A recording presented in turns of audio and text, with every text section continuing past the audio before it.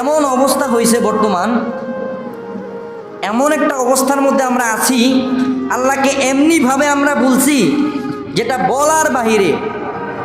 এই যে একটা সমাজ, এই সমাজের মধ্যে মসজিদে জামাত করার জন্য লোক আমি পাই না।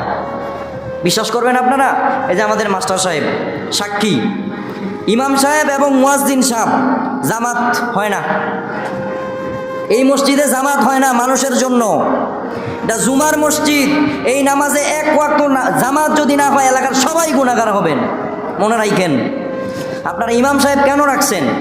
যদি আপনারা নামাজ পড়তে নাই আসেন তাহলে ইমাম সাহেব মসজিদে রাখার কোনো দরকার নাই, এই মসজিদও বানানোর কোনো দরকার নাই। কোনো বৃষ্টি নাই, কারেন্ট, সব কিছু আছে, সব ঠিকঠাক মতো আছে, কিন্তু মসজিদে নামাজ পড়ার লোকজন নাই। কেন? এটা আমাকে জবাব দেন আপনারা।